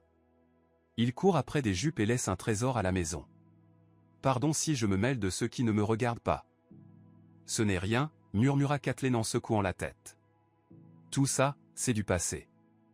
Exactement, du passé, s'anima Jacques. Eugène disait toujours, aide Kathleen à tourner la page, à se reconstruire. C'est pour ça qu'il a acheté la maison. Et qu'il a eu cette idée de café. Le café, s'enquit Kathleen. Il avait vraiment tout prévu? Oh oui, répondit Jacques en se levant. Viens, je vais te montrer. Ils descendirent au rez-de-chaussée, où se trouvait une grande pièce avec des baies vitrées donnant sur la promenade en bord de mer. L'espace était déjà aménagé, de petites tables accueillantes, des chaises, un comptoir. Dans un coin trônait une machine à café professionnelle, et sur les murs, de vieilles photos de la ville. Tout est prêt ici, expliquait Jacques en lui faisant faire le tour. La cuisine est entièrement équipée, four, mixeur, réfrigérateur. Eugène a pris conseil auprès de professionnels pour que tout soit au top. Là-bas, dit-il en désignant une vitrine, c'est pour exposer les pâtisseries. Et ici, il montra un coin cosy avec des fauteuils moelleux et des étagères, la zone bibliothèque. Il disait que tu aimais les livres et que tu rêvais d'un endroit qui mêle lecture et café. Kathleen balaya la pièce du regard, et une image se forma peu à peu dans sa tête. La lumière du matin inondant la salle, l'odeur des gâteaux encore chauds, une musique douce en fond, les clients bavardant tranquillement autour d'un café. C'était son rêve. Matérialisé avec tant de soin et d'amour par quelqu'un qui voulait sincèrement son bonheur. C'est incroyable, souffla-t-elle, émue. Je ne sais même pas quoi dire. Dis-moi simplement que tu acceptes ce cadeau. Et que tu seras heureuse, répondit Jacques avec un sourire. C'est tout ce qu'Eugène voulait. Kathleen fit lentement le tour de la pièce, effleurant du bout des doigts le comptoir, les dossiers des chaises, les tranches de livres sur les étagères. Tu sais, dit-elle à mi-voix, je crois que je commence à comprendre ce qu'Eugène voulait dire quand il parlait d'un nouveau départ. Tout ici semble avoir été pensé pour moi. Comme s'il me connaissait mieux que je ne me connais moi-même. C'est exactement ça, acquiesça Jacques. Il faisait attention à tout. Il retenait chaque détail. Et il voulait vraiment que, malgré tout ce que tu avais traversé, tu trouves enfin ta place. Ton chez-toi. Ils passèrent le reste de la journée à explorer la maison. Spacieuse, lumineuse, avec de grandes fenêtres et une décoration pensée dans les moindres détails. L'étage supérieur était entièrement aménagé en espace de vie, une chambre, un salon, un bureau, une salle de bain avec une grande baignoire sur pattes, comme dans les maisons d'autrefois. C'est ici qu'il a mis le plus de cœur, dit Jacques en lui montrant le bureau rempli de bibliothèques allant jusqu'au plafond. Il disait, Kathleen aime les classiques, surtout la poésie. Et il a réuni une belle collection d'éditions rares. Le soir venu, ils revinrent au salon, où Jacques avait dressé une table simple mais copieuse, avec du poisson frais du coin. « Je vais te laisser maintenant, dit-il une fois le repas terminé. Comme ça, tu pourras prendre tes repères et réfléchir tranquillement. Mais si tu as besoin de quoi que ce soit, je suis juste en face, dans la maison au volet bleu. Tu peux venir à n'importe quelle heure. » Restée seule, Kathleen resta longtemps assise dans le salon, les yeux fixés sur le feu que Jacques avait allumé avant de partir. Dehors, la mer grondait doucement, avec ce rythme lent et régulier qui semblait bercer toute la ville. Pour la première fois depuis longtemps, elle ressentait une forme de paix étrange, comme si elle venait enfin de rentrer chez elle après une longue errance. Avant d'aller se coucher, elle sortit sur la terrasse. Le ciel nocturne était couvert d'étoiles, brillantes comme elle n'en avait plus vu depuis des années, invisibles en ville à cause de la pollution lumineuse. Le vent marin jouait dans ses cheveux, apportant avec lui des parfums d'algues et de sel. Et si c'était ça, mon chemin, pensa-t-elle en regardant la mer noire à l'horizon. Une nouvelle ville, un nouveau projet, une nouvelle vie. Sans recel, sans les blessures du passé, sans ce sentiment permanent de ne jamais être assez bien. Le matin, un rayon de soleil filtra à travers les rideaux mal tirés et la réveilla en douceur. Kathleen s'étira dans son lit, et pour la première fois depuis des mois, elle se leva sans ce poids familier sur la poitrine. Elle s'habilla rapidement et descendit dans ce qui serait bientôt son café. À la lumière du matin, la pièce paraissait encore plus chaleureuse, encore plus accueillante. Elle se dirigea vers la cuisine, ouvrit les placards, inspecta les équipements. Tout était flambant neuf, prêt à servir. Sur une étagère, elle découvrit un vieux carnet. En l'ouvrant, elle reconnut tout de suite l'écriture d'Eugène. Sur la première page, il avait écrit « Recette pour le café de Kathleen ». Il y avait des dizaines de recettes. Des tartes classiques au dessert français raffiné. En face de certaines, des annotations personnelles, Kathleen préfère avec de la cannelle, ajouter plus de raisins secs, ne pas oublier le zeste de citron. Il avait tout retenu. Ses goûts, ses astuces, les petits détails qu'elle partageait avec lui autour d'une tasse de thé. Kathleen caressa les pages du bout des doigts. Les larmes lui montèrent aux yeux, pas des larmes de tristesse, mais une émotion douce et apaisante. Eugène était parti, mais il ne lui avait pas seulement laissé un héritage matériel. Il lui avait offert une nouvelle chance. Celle de réaliser un rêve qu'elle avait enterré depuis longtemps sous le poids du quotidien et des désillusions. Elle passa la journée à découvrir la ville. Elle flâna sur le port, fit connaissance avec quelques voisins, entra dans les petites boutiques et cafés pour observer, comparer, noter les idées. Cassis était bien comme Eugène l'avait décrit, calme, accueillante, avec ce rythme tranquille où chacun connaît le prénom du boulanger, et où même les inconnus vous saluent en souriant. Le soir venu, assise sur la terrasse avec une tasse de thé brûlant entre les mains, elle prit sa décision. Bien sûr, il restait de nombreuses choses à organiser et quitter son emploi, déménager, faire les démarches pour le café, mais au fond d'elle, elle savait que c'était le bon choix. Son choix. Il ne restait plus qu'une question à régler. Que faire de Russell ? Elle lui avait promis de l'appeler après son voyage, de lui dire ce qu'elle avait ressenti. Mais que dire, justement ? Qu'elle part pour de bon, qu'elle commence une nouvelle vie sans lui ? Ou qu'elle lui accorde cette seconde chance qu'il avait demandée ? Kathleen sortit son téléphone et composa son numéro. Kathleen. La voix de Russell débordait de joie sincère. Je commençais à m'inquiéter. Comment tu vas ? Et Cassis ? C'est magnifique, répondit-elle honnêtement. La ville est charmante. Et la maison ? Eugène a pensé à tout, dans les moindres détails. Tu as décidé de t'installer là-bas ? Demanda-t-il prudemment. Kathleen inspira profondément. Oui, Russell. Je reste ici. Je vais ouvrir le café, comme j'en ai toujours rêvé. Un silence s'installa. Je comprends, finit par dire Russell. Et je suis heureux pour toi. Vraiment. Tu mérites de tout recommencer. Merci, répondit-elle avec sincérité. Elle lui était reconnaissante de sa compréhension. Et, nous? La question qu'elle redoutait autant qu'elle l'attendait. Mon second chance? Kathleen ferma les yeux, rassemblant ses pensées. Dans son esprit défilèrent les souvenirs de leur vie commune. Les moments heureux, les déceptions, l'amour naïf de jeunesse et la distance installée au fil des ans. Tu sais, Russell, commença-t-elle lentement, j'ai beaucoup réfléchi. À nous. À ce que tu as dit sur un nouveau départ. Et j'ai compris que je ne pouvais pas simplement revenir en arrière. Il s'est passé trop de choses. Les blessures sont trop profondes. Je comprends, dit-il d'une voix sourde. Mais, continua-t-elle, se surprenant elle-même, si tu veux vraiment tout recommencer, sincèrement, sur des bases nouvelles. Alors viens à Cassis. Pas tout de suite. Laisse-moi le temps de m'installer. 1 mois, peut-être 2. Et après? Après, on verra. Vraiment? Un espoir clair vibrait dans sa voix. Tu m'autorises à venir? Pas pour emménager ensemble ni pour reprendre notre relation comme avant, précisa Kathleen d'un ton ferme. Mais pour essayer. Pour apprendre à se connaître de nouveau. Dans un lieu nouveau, sans le poids du passé. Voir s'il reste quelque chose de vrai entre nous, au-delà des habitudes et des souvenirs. Je suis d'accord, répondit-il aussitôt. Selon tes conditions. Et encore une chose, l'interrompit-elle. Je ne fais pas ça parce que j'ai peur d'être seul ou parce que je ne peux pas vivre sans toi. Je le peux.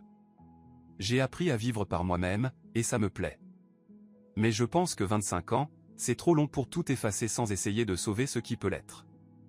Si toutefois, il y a encore quelque chose à sauver. Merci, dit simplement Russell. Merci pour cette chance. Je ferai tout pour ne pas la gâcher. Après l'appel, Kathleen resta longtemps assise sur la terrasse, les yeux levés vers le ciel étoilé. Avait-elle eu raison de donner cette chance à Russell? N'aurait-il pas été plus simple de laisser le passé derrière elle, une fois pour toutes? Mais au fond d'elle, quelque chose lui soufflait qu'elle avait fait le bon choix. Pas parce qu'elle l'aimait encore ou qu'elle avait besoin de lui. Mais parce qu'elle voulait clore ce chapitre de sa vie sans regret, sans se demander un jour ce qui aurait pu arriver s'ils avaient essayé encore une fois. Le ciel au-dessus de la mer scintillait d'étoiles, et la brise légère apportait avec elle une odeur de sel et de liberté. Une nouvelle vie, pensa Kathleen en inspirant profondément. Ma nouvelle vie. 2 mois passèrent. Kathleen se tenait près de la grande baille vitrée de son café, observant les premiers clients s'installer aux tables accueillantes. Le soleil du matin baignait la pièce d'une lumière douce, qui dansait sur la surface brillante de la machine à café. Dans l'air flottait le parfum irrésistible de pâtisserie tout juste sorti du four. Ce matin, elle avait préparé un strudel aux pommes, selon la recette de sa grand-mère, et des pains d'épices au miel. L'ouverture du café avait eu lieu une semaine plus tôt. Discrète, mais chaleureuse. Presque tous les voisins étaient venus. Jacques avait prononcé un discours émouvant sur Eugène et le rêve qu'il avait eu pour Kathleen. Le journal local avait publié un petit article sur ce nouvel endroit plein de charme, où flottait une odeur de chaleur maison. Depuis, chaque matin commençait par une douce effervescence. Pétrissage de la pâte, préparation des garnitures, mise en place de fleurs fraîches sur les tables. Kathleen s'étonnait elle-même, d'où lui venait toute cette énergie et cette vitalité. Il y a peu, elle se voyait encore comme une femme fatiguée, approchant doucement de la retraite. Et la voilà, rajeunie de 10 ans. Ses cheveux, qu'elle avait cessé de teindre, grisonnaient doucement aux tempes, mais les rides autour de ses yeux semblaient plus douces, et son regard brillait de nouveau. Le déménagement s'était avéré plus simple qu'elle ne l'avait imaginé. Elle avait loué son appartement en ville à un couple de professeurs à la retraite, discret et soigneux. Elle avait quitté la bibliothèque avec émotion, entourée de collègues qui lui avaient promis de venir la voir à Cassis. Grâce à Jacques, elle avait finalisé tous les documents nécessaires à l'ouverture du café, trouvé des fournisseurs, et embauché une aide, Evelyne, une institutrice à la retraite du coin. L'aménagement de la maison n'avait pas pris longtemps non plus. Eugène avait tout pensé. Kathleen s'était contentée d'y ajouter quelques touches personnelles, des photos encadrées, des vases de fleurs séchées, des coussins brodés sur les canapés. Et bien sûr, Elle avait emporté sa bibliothèque, des centaines de livres collectés au fil des années, des vieux tomes abîmés jusqu'au dernier polar. Elle avait aussi apporté quelques modifications au café. Une petite scène dans un coin, où, chaque vendredi soir, des musiciens du coin venaient jouer du jazz et des classiques. Une étagère de livres à échanger, où chacun pouvait déposer un roman terminé et en prendre un autre. Et surtout, le menu de sa grand-mère. Des plats inspirés de ses recettes d'enfance qu'elle connaissait par cœur. Les affaires allaient bien. Pas aussi lucratives que dans un grand café de ville, bien sûr, mais assez pour lui offrir un sentiment de fierté et de satisfaction. Ce qui lui faisait le plus plaisir, c'étaient les habitués. Des dames âgées qui venaient prendre le thé le matin, des jeunes mamans avec leurs poussettes après la promenade, des intellectuels du coin qui organisaient des soirées littéraires. La clochette de la porte tinta. Un groupe de touristes entra, venus passer le week-end. Kathleen leur sourit chaleureusement en prenant leur commande. 10 ans plus tôt, à la bibliothèque, elle était timide avec les inconnus. Aujourd'hui, elle y trouvait du plaisir. Chaque client apportait avec lui une histoire, une impression, un petit morceau de ce vaste monde. Russell devait arriver aujourd'hui. Depuis 2 mois, il s'était appelé plusieurs fois. Des conversations brèves, factuelles. Il lui avait raconté qu'il avait trouvé un nouveau travail, loué un appartement, réglé les questions de pension alimentaire pour son fils. Il disait avoir beaucoup réfléchi, apprendre à vivre seul, sans attendre que quelqu'un règle ses problèmes à sa place. Kathleen ne savait pas vraiment à quoi s'attendre de cette rencontre. Serait-elle un jour capable de lui faire à nouveau confiance, de lui ouvrir son cœur? Ou resterait-il simplement de bons amis liés par un passé commun? En tout cas, elle se sentait reconnaissante envers la vie de lui avoir laissé ces 2 mois en solitaire. Le temps nécessaire pour se retrouver, pour comprendre ce qu'elle voulait vraiment. À l'heure du déjeuner, le café était bondé. Evelyn courait d'une table à l'autre, prenant les commandes, tandis que Kathleen s'activait en cuisine, préparant des soupes fraîches et sortant du four une nouvelle fournée de tartes. Et au milieu du bruit des voix et du tintement des couverts, elle reconnut une voix familière. « Bonjour, je pourrais avoir une tasse de café et une part de tarte aux pommes. » Kathleen jeta un œil depuis la cuisine. Assis à une table près de la fenêtre, Russell portait un pull bleu et arborait une barbe soignée qu'il avait laissé pousser. Il avait l'air reposé, rajeuni, et différent. Moins sûr de lui qu'avant, mais aussi moins perdu que lors de leur dernière rencontre. Leurs regards se croisèrent, et Russell lui sourit. Un sourire un peu incertain, sans l'arrogance d'autrefois. « Bonjour, Kathleen, dit-il en se levant. « Tu es ravissante. »« Merci, » répondit-elle en lissant machinalement son tablier. « Toi aussi, tu as bonne mine. Tu as bronzé. »« Oui, figure-toi que je me suis mis à courir le matin, » dit-il en se frottant la nuque, un peu gêné. « Je n'aurais jamais cru que j'aimerais ça. » Kathleen se surprit à être contente de le voir. Pas comme un ancien mari ou un éventuel partenaire, mais comme une personne liée à elle par des souvenirs. Bon ou mauvais, mais à elle. « Je suis un peu occupée là, » dit-elle en désignant les clients d'un signe de tête. « Mais on ferme à 6 heures. Si tu veux, on peut dîner ensemble. » Avec plaisir, répondit Russell. Je loge à l'hôtel sur le port, pour la semaine. Je me suis dit que peut-être tu pourrais me faire visiter la ville. Si tu as du temps, bien sûr. On verra, dit Kathleen en souriant, avant de retourner en cuisine. Le reste de la journée passa vite. Elle était absorbée par son travail, mais gardait un œil sur Russell. Il était resté assis avec son ordinateur portable. Il semblait travailler à distance, levant parfois les yeux pour observer la rue ou échanger quelques mots avec les autres clients. À un moment, Kathleen le vit discuter avec Ruth, une vieille dame assise à la table voisine. Ancienne prof de littérature, Ruth avait été sa toute première cliente fidèle. C'est étrange, pensa Kathleen en observant son ex-mari parler avec enthousiasme à cette femme qu'il aurait autrefois trouvée ennuyeuse et dépassée. Il semble sincèrement intéressé par la conversation.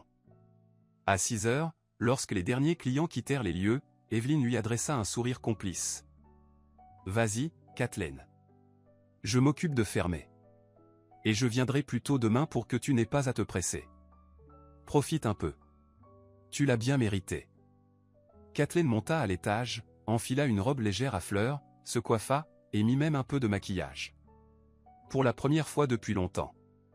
Une drôle d'émotion la saisit. Comme si elle était à nouveau une jeune fille, s'apprêtant à aller à un premier rendez-vous. N'importe quoi, se gronda-t-elle intérieurement. C'est juste un dîner avec une vieille connaissance. Rien de plus. Russell l'attendait sur le port, devant un petit restaurant avec vue sur la mer. La soirée était douce, et ils décidèrent de s'installer en terrasse. Ils commandèrent du poisson, une bouteille de vin blanc, et mirent un moment à choisir le dessert. « Alors, comment tu trouves Cassis ?» demanda Kathleen une fois la commande passée. « C'est un endroit incroyable », répondit Russell avec sincérité. « Calme, paisible, mais vivant. Et les gens ici, ils sont différents. Moins obsédés par leur carrière ou l'argent, comme en ville. »« Oui, c'est ce que j'aime aussi ici », acquiesça Kathleen. « On peut juste vivre. Sans courir après quelque chose qu'on ne comprend même pas. » Ils parlèrent de la ville, du café, des nouveaux voisins de Kathleen. Puis Russell raconta son nouveau travail. Il avait été embauché comme consultant dans une entreprise de rénovation. Il s'occupait de projets de restauration de bâtiments anciens. « Tu te rends compte ? Ils ont apprécié ma formation d'architecte, sourit-il. Celle que j'ai obtenue il y a 30 ans et que je n'ai presque jamais utilisée. Et voilà que maintenant, c'est devenu utile. Je suis contente pour toi, dit Kathleen avec chaleur. Tu as toujours aimé l'architecture. Tu t'es juste égaré ailleurs. À courir après l'argent, admire Russell franchement. Tu sais, quand je me suis retrouvé seul, sans le soutien de mon père, sans tes soins, sans tout ce que je considérais comme acquis, j'ai compris à quel point j'étais vide. Et combien de temps j'avais perdu. Kathleen resta silencieuse. C'était étrange d'entendre ces mots de la bouche d'un homme qui, autrefois, était si sûr de lui. Et Shirley, demanda-t-elle enfin. Et votre fils ? Russell assombrit. On ne se parle presque plus. Elle a rencontré un homme d'affaires et est partie vivre chez lui. Je paie une pension, je vois George de temps en temps. Mais c'est compliqué. Elle fait tout pour nous éloigner. C'est triste, dit doucement Kathleen. L'enfant n'a rien demandé. Je sais, soupira Russell. J'essaie d'être présent malgré tout. Mais c'est difficile. Surtout avec une femme comme elle. Après le dîner, ils marchèrent longtemps sur le port. La soirée d'octobre était étonnamment douce. La mer calme, et le ciel dégagé, constellé d'étoiles. Tu sais à quoi je pense, dit soudain Russell. À quel point la vie est étrange. Il m'a fallu tout perdre pour comprendre ce que j'avais. Kathleen observa son profil éclairé par la lune. C'était toujours Russell. Et pourtant un autre. Comme si le temps avait effacé le superficiel pour ne garder que l'essentiel. Je n'attends pas que tu me pardonnes ou que tu m'aimes à nouveau, poursuivit-il, sans la regarder. Je veux juste que tu saches. J'ai changé. Et je continuerai à changer. Pour moi, pas pour quelqu'un d'autre. Parce que j'ai compris à quel point je me suis trompé. Kathleen ne dit rien, sentant quelque chose bouger en elle. Ce n'était pas de l'amour. Ce sentiment était mort 2 ans plus tôt. Mais peut-être un nouveau commencement ? Du respect ? Une amitié ? Elle ne savait pas encore. Viens, je vais te montrer le phare, dit-elle pour changer de sujet. Il y a une vue magnifique sur la ville, la nuit. Ils montèrent sur la colline où se dressait l'ancien phare, désaffecté depuis des années, conservé comme monument. Depuis la plateforme, on voyait toute la ville de Cassis. Les lumières des maisons, la mer sombre, et au loin, les silhouettes des montagnes. C'est magnifique, murmura Russell. Je comprends pourquoi mon père a choisi cet endroit. On dirait que le temps s'est arrêté. Oui, répondit Kathleen. Et ce sentiment de liberté. Loin du bruit, des attentes, du passé, termina-t-il à sa place. Ils se tenaient côte à côte, sans se toucher. Il y avait une distance entre eux physique, émotionnelle, mais cette distance n'était ni douloureuse, ni pleine de rancœur. C'était une forme de respect. Le respect des limites de l'autre. Merci de m'avoir laissé venir, dit Russell tandis qu'il redescendait vers le port. Ça compte beaucoup pour moi. Je suis contente que tu sois là, répondit Kathleen, et elle se surprit à le dire sincèrement. Mais ne brûlons pas les étapes, d'accord ? Voyons simplement où ça nous mène. Bien sûr, acquiesça-t-il. Aucune pression, aucune attente. Juste 2 semaines à Cassis. j'ai envie de te redécouvrir, Kathleen. De connaître la vraie toi, pas le rôle que tu jouais pendant toutes ces années. Le rôle de l'épouse parfaite. Mais la femme que tu es devenue, celle qui a créé son propre univers. Kathleen sourit. Pour la première fois depuis longtemps, elle se sentait vraiment vue. Pas comme une extension de quelqu'un, ni une fonction à remplir, mais comme une personne entière, avec ses rêves, ses envies, ses ambitions. Alors, à demain, proposa-t-elle lorsqu'ils arrivèrent devant chez elle. Je pourrais te faire visiter le coin. Il y a un musée de la pêche intéressant, et une vieille église sur la colline. Avec plaisir, répondit Russell avec un sourire. Et merci pour tout. Il ne chercha ni à l'embrasser, ni à la prendre dans ses bras. Il effleura simplement sa main, un contact léger, presque imperceptible. Puis il s'éloigna vers son hôtel. Kathleen monta chez elle, enfila une tenue confortable et sortit sur la terrasse. La mer bruissait doucement dans la nuit, les étoiles scintillaient au-dessus, et en elle, c'était le calme. Pas de l'euphorie, pas du bonheur exubérant, mais un apaisement profond. Aussi profond que la mer, aussi limpide que le ciel. Peut-être, pensa-t-elle, que c'est ça, le vrai commencement d'une nouvelle vie. Non pas fuir le passé, mais l'accepter. Non pas changer de décor, mais se transformer soi-même. Sur cette pensée, elle se coucha, pour la première fois depuis longtemps, sans angoisse ni doute pour le lendemain. Quoi qu'il arrive, elle était prête à accueillir l'avenir, le cœur ouvert. La semaine passa à toute vitesse. Chaque matin, Kathleen s'occupait du café, puis, l'après-midi, elle laissait les rênes à Evelyn et retrouvait Russell. Ensemble, ils explorèrent Cassis. Les ruelles pittoresques de la vieille ville, le port bordé de barques colorées, l'église perchée sur la colline, le musée de la pêche rempli d'objets retraçant des siècles d'histoire locale. Russell se montrait curieux, attentif. Il prenait des notes, photographiait des détails architecturaux, posait des questions aux habitants sur l'histoire des bâtiments. Kathleen découvrait avec étonnement qu'elle appréciait cette nouvelle facette de lui. Autrefois, il ne voyait les lieux historiques qu'en termes de rentabilité. Combien rapporterait ce bâtiment restauré, à combien pourrait-il se revendre? À présent, c'était l'histoire elle-même qui l'intéressait. L'âme des lieux. Le lien entre les époques. Un jour, ils prirent un vieux bus pour visiter un village voisin, où se dressait encore une demeure du XIXe siècle.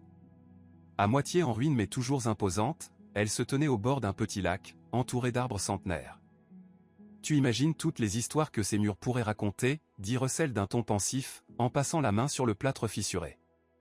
Des gens ont vécu ici, aimé, souffert, ri. Et il ne reste que la pierre.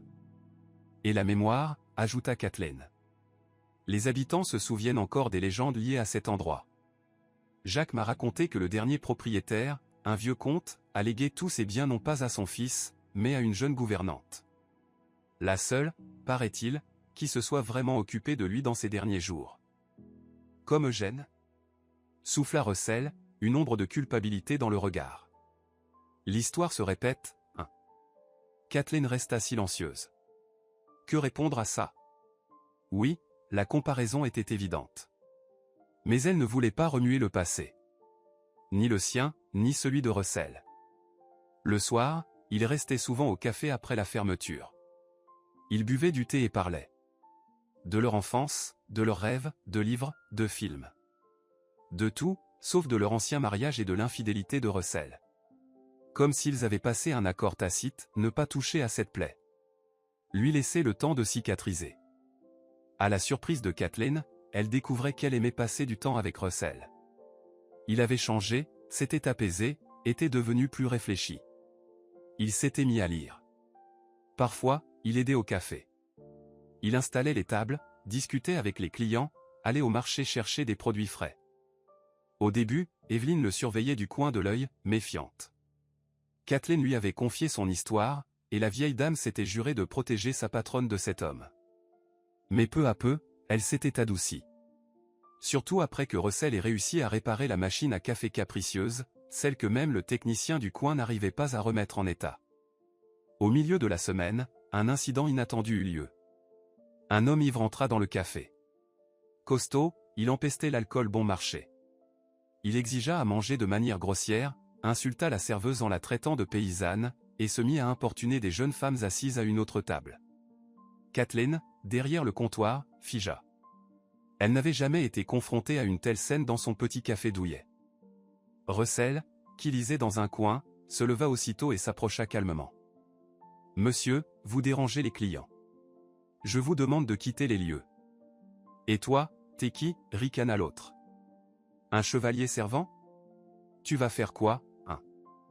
On ne sut jamais ce qu'il comptait faire, car à ce moment-là, le shérif entra dans le café. Un homme à la barbe grisonnante, en uniforme, qui passait parfois pour une tasse de thé. « Encore toi, 3, soupira-t-il. Allez, viens prendre l'air. » Kathleen poussa un soupir de soulagement lorsque la porte se referma derrière eux.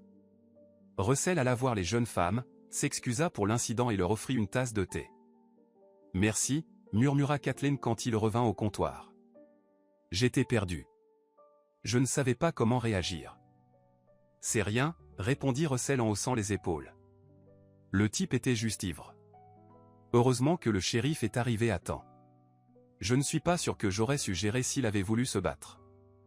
Il n'y avait ni vantardise ni autosatisfaction dans sa voix. Juste une évaluation honnête de ses capacités. Et cette sincérité toucha Kathleen plus que n'importe quelle démonstration de bravoure. Ce soir-là, après la fermeture, alors qu'ils étaient assis sur la terrasse avec une tasse de thé, Russell déclara soudain. « Tu sais, je pense beaucoup à mon père. À quel point je lui ai accordé peu d'attention. Je pensais toujours qu'on avait le temps, qu'on finirait par discuter, passer du temps ensemble. Et maintenant ? C'est trop tard. » Kathleen reposa sa tasse et le regarda attentivement. « Je pense qu'il savait que tu l'aimais, » dit-elle doucement. « Vous aviez simplement des façons différentes d'exprimer cet amour. »« Peut-être, » soupira Russell. « Mais j'ai raté tellement de choses. On aurait pu aller pêcher ensemble, comme quand j'étais petit. On aurait pu parler de livres. Il était tellement cultivé. On aurait pu, juste être une vraie famille. »« Ne te flagelle pas, » dit Kathleen en posant sa main sur la sienne.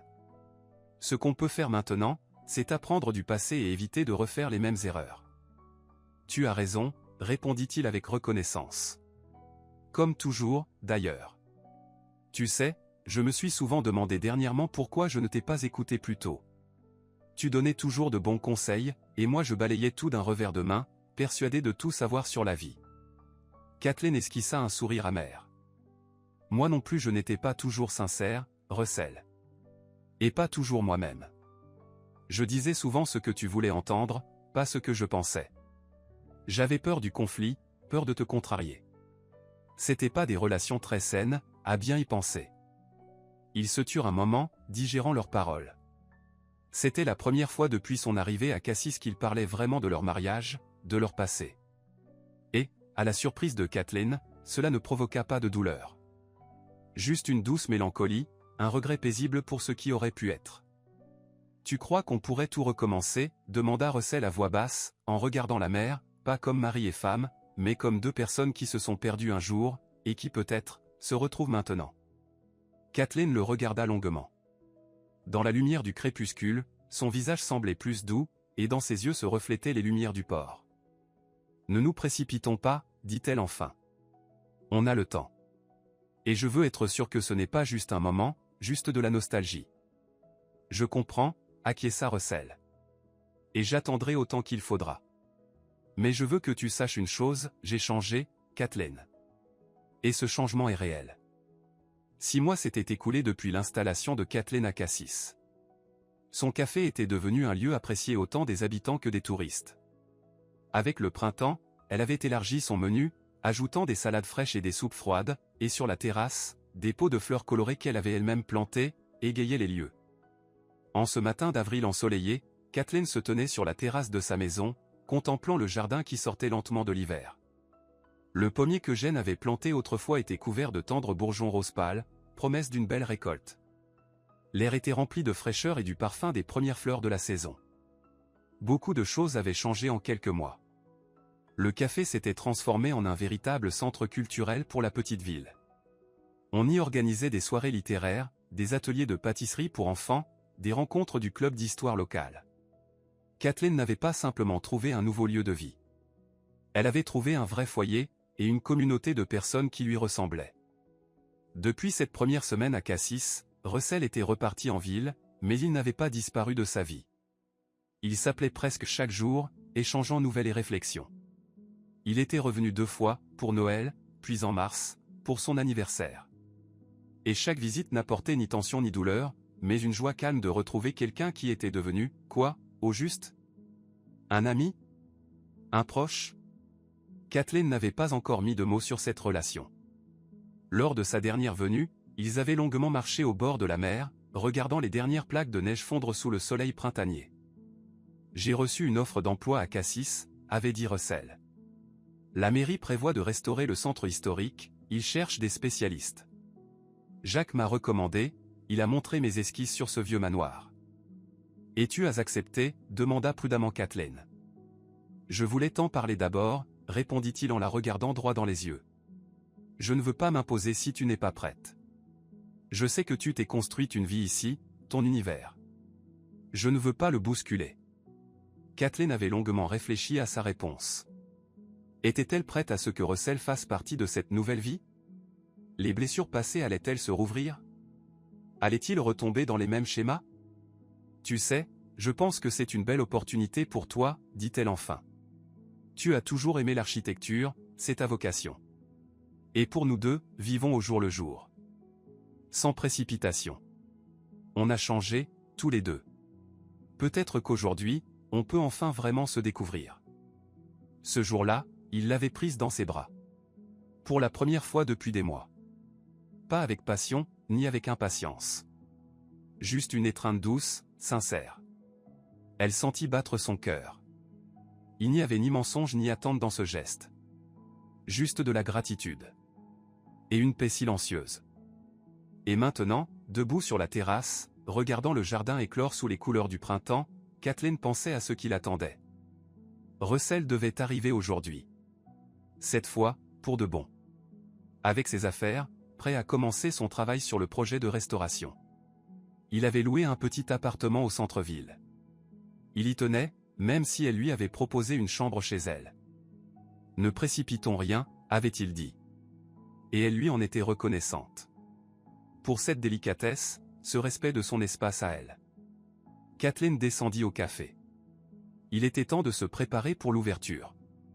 Pétrir la pâte, faire chauffer le café, disposer les fleurs fraîches sur les tables. Ces gestes familiers et aimés formaient désormais le cœur de sa nouvelle vie. La journée passa vite, rythmée par les clients et les préparatifs. En fin d'après-midi, alors que l'affluence baissait, la porte s'ouvrit. Russell apparut, un sac de voyage en bandoulière, un bouquet de fleurs des champs à la main. « Salut », dit-il avec un sourire. « Je suis rentré. » Kathleen sortit de derrière le comptoir et s'approcha de lui. Dans ses yeux, elle vit enfin ce qui avait si longtemps manqué entre eux, une admiration sincère, du respect. Pas de condescendance, pas de possessivité, juste du respect. Pour elle, pour ses choix, pour sa nouvelle vie. « Bienvenue », dit-elle simplement en prenant les fleurs. « Tu as fait bon voyage ? » « Oui, ça a été », répondit-il en regardant autour de lui. « C'est si chaleureux ici. Et ça sent divinement bon. » Des croissants tout frais à la confiture de cerises, sourit Kathleen. « Tes préférés, tu te souviens ? » « Je me souviens, » dit-il, les yeux pétillants.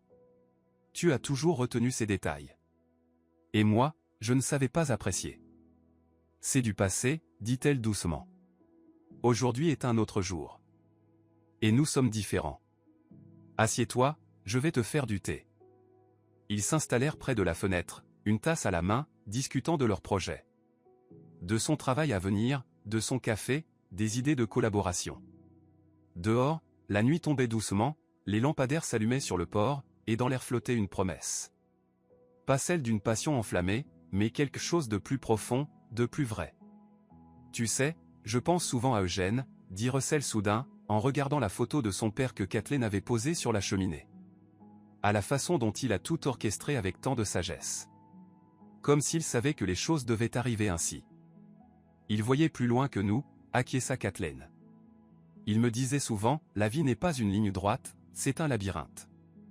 Parfois, il faut se perdre dans une impasse pour comprendre quelle direction prendre.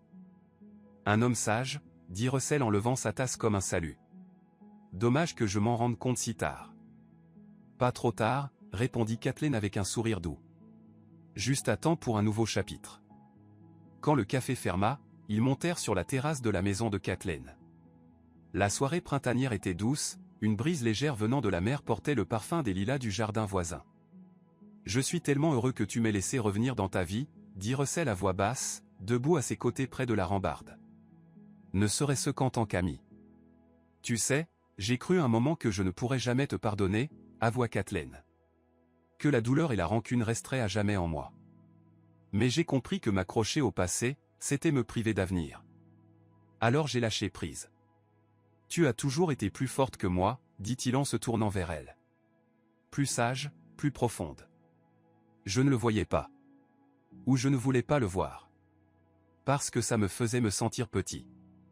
Kathleen secoua la tête. Ce n'est pas une question de force ou de faiblesse, Russell.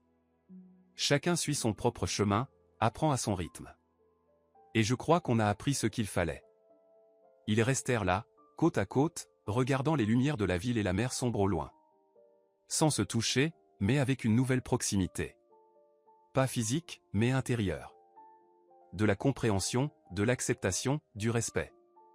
Et maintenant, qu'est-ce qu'on fait ? Demanda Russell, rompant le silence.